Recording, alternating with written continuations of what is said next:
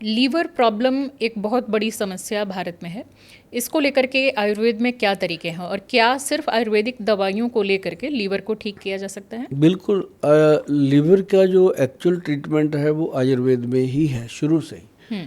क्योंकि हरड़, बहेड़ा और आंवला तीन चीज़ें हैं जो त्रिफला में डलती हैं। ये तीनों चीज़ें लीवर को क्लीन करती हैं। और एक चीज़ मैं और बता दूं कि लीवर की सबसे बेहतर जो दवाई है, क्लिनिकली लैब टेस्टेड है, जो मैं बताने जा रहा हूँ, ये फार्मूला है। इसको हमने लिव एक्शन के नाम से ट्रायल टेस्टेड करवाया और वो गवर्नमेंट ने अपनी उस साइट पे डाला हुआ है उसको। तो उसका फार्मूला मैं आपके साथ शेयर करता हूँ कि लोग उसको घर पे बना के खा सकते हैं। बहुत अच्छा फार्मूलेशन है। जिस चैनल पे भी मैंने बताया उसका थैंक यू लोगों का बहुत आया खाने के बाद। तो वो क्या है कि कालमेघ, कुटकी और चिरायता, तीन चीज़ों का मिश्रण हो गया 100-100 ग्राम। उसमें 300 ग्राम डाल दो भूमि आंवला। भूमि आंवला जो होता है वो छोटा छोटा होता है, नॉर्मल आंवले से ज़मीन पे होता है। तो वो उसको अच्छे से पाउडर बना के जब छानोगे तो 500 ग्राम रह जाएगा आपके पास। 300 600 हुआ, 100 ग्राम उड़ जाता है ये, और छान निकल जाता है। तो इसका 1 चम्मच डेली खाली पेट लो और 1 चम्मच शाम को लो। अगर आपने इसको लगातार ले लिया ना जी, 3 से लेकर 6 महीने तक, किसी भी लैब में जाके अपने OTPT चेक कराओ, बिल्कुल नॉर्मल आएंगे। कहीं भी फाइब्रो स्कैन कराओ, बिल्कुल फैटी लीवर नहीं आएगा। तो ये लीवर का सबसे बेहतर ट्रीटमेंट। और ये कितने दिनों तक लगभग लेना होता है? ये तो मैं तो कहता हूँ लाइफ टाइम लो भाई, 1 चम्मच क्या फ़र्क पड़ता है। लेकिन लाइफ टाइम लेने पर क्या कोई उसका साइड इफेक्ट नहीं होगा? हफ्ते में 1-2 दिन छोड़ दो, कोई साइड इफेक्ट नहीं है। ओके। प्योर हर्ब, ये भी टेस्टेड है। और ये डायबिटिक पेशेंट को, BP के पेशेंट को, अस्थमे के पेशेंट को, जो जॉइंट पेन के पेशेंट को, लिवर के पेशेंट को, सबको दे सकते हैं। कहीं ना कहीं रिलीफ देगा ही देगा। ओके। तो ये तो जनरल डिजीज़ की हमने चर्चा कर ली। अब कुछ मेंटल हेल्थ से जुड़ी हुई जो परेशानियां हैं इनकी भी बात कर लेते हैं, जिसमें स्ट्रेस है, एंग्जाइटी है और ओवर थिंकिंग है। ये जो इस तरह की परेशानियां हैं ये पिछले 1-2 दशक में ज़्यादा सामने आई हैं। और जिस समय बड़े बड़े जो हमारे आयुर्वेदाचार्य हुए हैं जो इतिहास में, वो लोग जिस समय अपनी पुस्तकें लिख रहे होंगे शायद इन बीमारियों की उतनी चर्चा नहीं रही होगी, या किसी दूसरे फॉर्म में हल्की फुल्की कुछ बातें हुई हो तो हुई हो।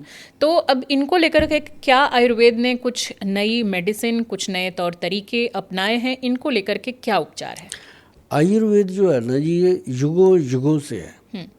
और देखो, 5000 साल पुराने ग्रंथों में कैंसर के बारे में लिखा हुआ है।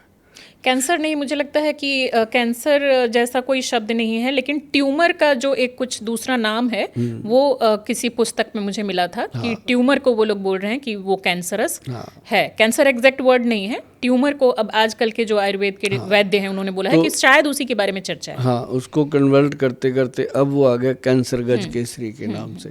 तो मतलब और भी बहुत सारी ऐसी बीमारियां। अब जैसे आपने अभी कहा कि ब्रेन के साथ रिलेटेड जो प्रॉब्लम है, उनके अंदर सबसे बेहतर चीज़ें हैं, जैसे ब्रह्मी है, शंख पुष्पी है, वचा है और एक जटामांसी है। ये सारी चीज़ें ब्रेन के लिए बहुत इफ़ेक्टिव हैं और इनका पाउडर बना के रखो। मैं तो कहता हूँ बच्चों को भी दो जिनकी मेमोरी लो है, बच्चे की कंसंट्रेशन नहीं बन रही है। और स्ट्रेस के लिए क्या करें? यही सेम। सबसे बेहतर एक स्ट्रेस के लिए और बताता हूँ कि नाभि में देसी घी और नारियल का तेल दोनों को मिक्स करके। ये आयुर्वेदिक तरीका है? हाँ, आयुर्वेदिक। ये नाभि में घरेलू उपचार है? घरेलू उपचार। ये घरेलू उपचार। हाँ, ये नाभि में लगाओ या अंडर आर्म्स में लगाओ, दोनों में। तो इसका आपको इतना बेनिफिट मिलता है। और दूसरा एक और मैं लोगों को बताता हूँ, जिसके लिए बहुत लोगों ने मेरे पास जो फिजिकल आते हैं उनको भी बताते हैं कि उल्टी काउंटिंग स्टार्ट करो। अगर बहुत ज़्यादा स्ट्रेस है तो 100 से 1 तक 90, मतलब तो माइंड को शार्प करने के लिए बच्चों को बताया जाता है। हाँ, माइंड को शार्प करने के लिए भी और माइंड को कंट्रोल करने के लिए भी। माइंड को शार्प करने के लिए और माइंड को कंट्रोल करने के लिए सबसे बेहतर विधि है ये। और जैसे उल्टा काउंट कर लो, उल्टे हाथ से लिखना शुरू कर दो, तो उससे क्या होता है कि आपका ब्रेन जो है एक जगह कॉन्सेंट्रेट हो जाता है। लेकिन वो थोड़ी देर के लिए हम भूल जाते हैं कि हमारी एक्चुअल प्रॉब्लम क्या है। तो उससे फ़ायदा होता है। और बाकी जो मैंने फार्मूला अभी बताया ना जी, ब्रह्मी शंख, ये मतलब लाखों लोगों पे आजमाई हुई चीज़ें हैं। अच्छा, बहुत लोगों को मैं ये कहते सुनती हूँ कि वो रात को सोने जाते हैं तो भले मोबाइल दूर चार्ज में लगा दे रहे हैं या साइलेंट करके हटा दे रहे हैं, इसके बावजूद भी वो तरह तरह की चीज़ें उनके दिमाग में आती रहती हैं और उनको नींद नहीं आती। घंटों घंटों पड़े रहते हैं और नींद नहीं आने की वजह से फिर उनका अगला पूरा दिन बर्बाद चला जाता है। कई लोग इसके लिए, जैसे कुछ लोग ओशो को सुन लेते हैं, कुछ म्यूज़िक चला देते हैं, अलग अलग तरीके इस्तेमाल करते हैं, फिर भी वो रिज़ल्ट नहीं मिलता जो कि मिलना चाहिए। इन लोगों के लिए क्या सलाह है?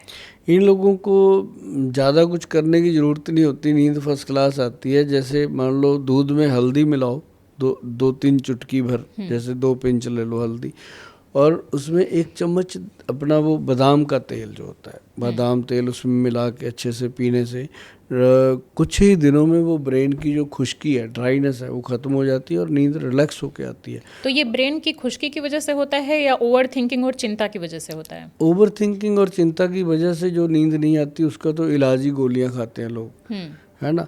तो लेकिन वो तो एक अलग डिजीज़ है, उसके लिए तो मेडिसिन ट्रीटमेंट काम करते हैं। लेकिन बहुत सारे लोग हैं जो सिगरेट पीते हैं, शराब पीते हैं, या और कोई नशा करते हैं, या महिलाएं भी कई चीज़ें ऐसी लाइफस्टाइल प्रॉब्लम है, तो नींद नहीं आती। अब लेडीज़ में क्या होता है कि उनका ब्रेन खुश्क क्यों होता है, वो स्ट्रेस बहुत लेती हैं, हर बात को जब सोचती रहती हैं तो नींद नहीं आती। तो ऐसे लोगों के लिए बादाम का तेल एक बहुत ही गुणकारी और रामबाण औषध के रूप में है।